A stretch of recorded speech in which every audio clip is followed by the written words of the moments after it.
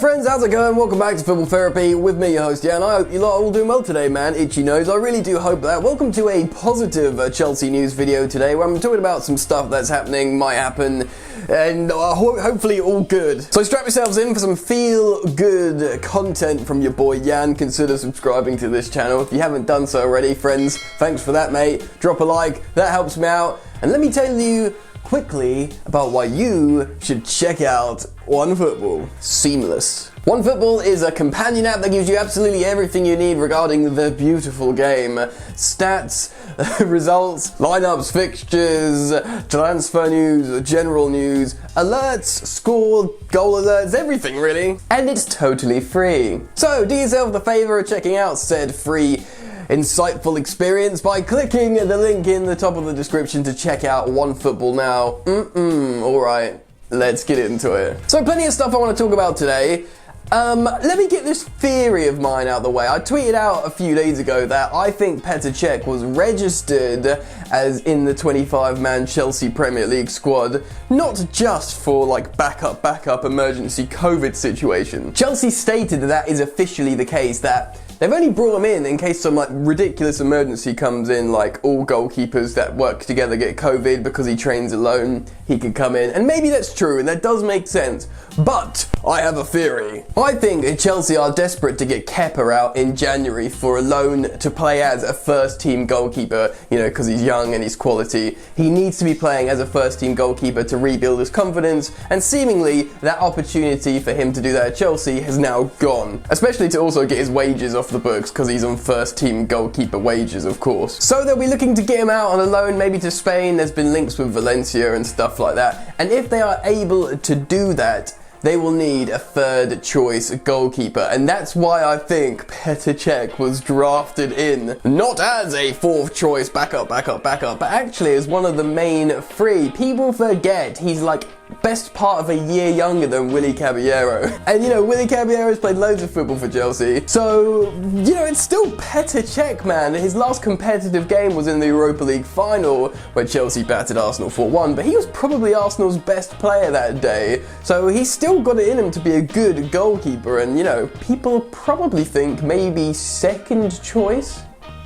Anyway, just a theory of mine. Kepa might not get a January loan move. Cech may never put the gloves on for Chelsea again, but we'll have to see what happens there. So that's that. Let's move on to the next story. Thiago Silva and Edouard Mendy, Chelsea's saviours. What was the narrative of Frank Lampard's Chelsea up into the last couple of games? Well, they're exciting to go forward. Loads of young attacking players. Ooh, it's great to watch Chelsea because they score goals, and boy, how they ship goals. Superb going forward, problems at the back. Yes, they're, you know, fun, but they will never achieve anything until they sort out that defense. That was the narrative, that was the headlines, and what's happened in the last couple of games? 2 beautiful clean sheets and 0-0s. But Frank Lampard's first ever 0-0 against Sevilla, managing Chelsea, and then you get another one immediately against Manchester United. Now, we can worry about the attack, and maybe we should have a cause to worry about the attack had we not have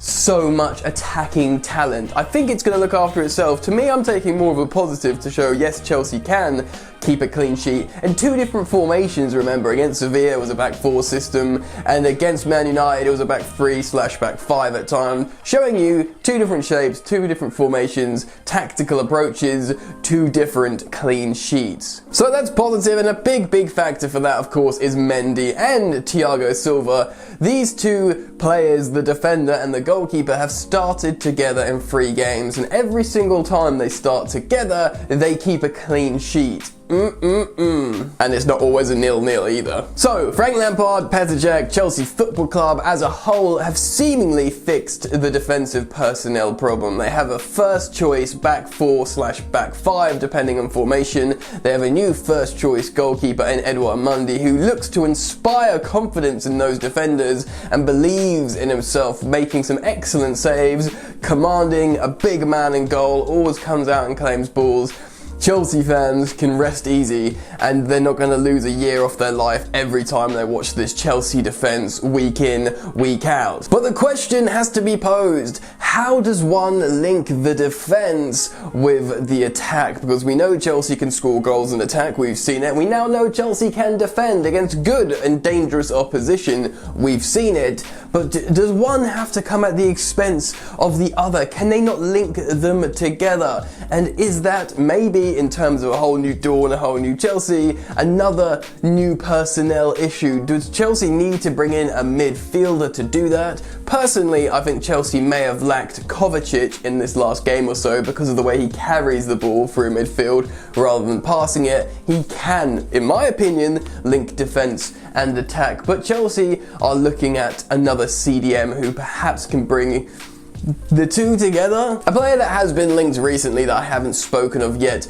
here on Football Therapy is Borussia Mönchengladbach central midfielder slash CDM slash centre half Denis Zakaria. A young, versatile, defensively minded midfielder apparently Chelsea are looking at, and also Manchester United are looking at. Now, I'm not going to pretend that I've watched this player a lot because the truth is I haven't, but he is seemingly a really highly rated midfielder that both apparently Manchester United, or I should say probably reportedly, both Manchester United and Chelsea Football Club are in for at the moment, so maybe Chelsea will continue to scout this player, and who knows, he could be a possibility, a new acquisition for the Blues. But of course, Frank Lampard is still very, very interested in West Ham midfielder Declan Rice. Now, a lot of people don't think Declan Rice is an absolutely necessary purchase for Chelsea, or certainly some Chelsea fans don't, because of the likes of Ethan Ampadu, who is a very good player, but for me, not quite as accomplished as Captain Declan Rice of West Ham, who's a leader at just the age of 21.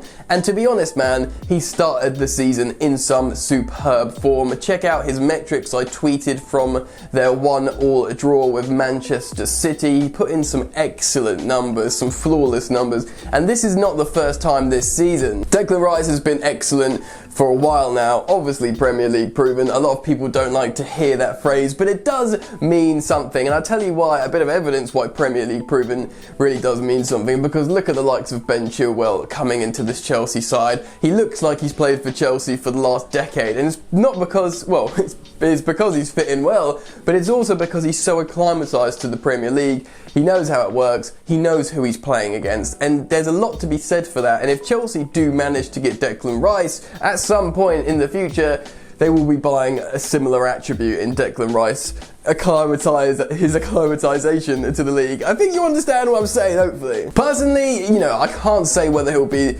the remedy for Chelsea's problems in terms of linking defence and attack. He has got some good progression metrics, but the truth is, man, with Chelsea's current problem these last couple of games, I'm not sure Declan Rice fixes that. But if you look at when Chelsea were going more gung-ho and attacking and scoring all these goals, when Chelsea set up to play like that, for me, that's when you needed Declan Rice to play that sort of lone CDM. Sure, Jorginho has been playing pretty well of late in his own way, in his style, but if to play that lone role there, personally, if Chelsea are going to attack all the time, a Declan Rice would do a lot better. When it comes to N'Golo Kante, Lampard did try him in the lone CDM. And it's a weird situation with Kante at the moment, man, because his passing's been really poor of late. His stats against United are really poor, just all round and generally.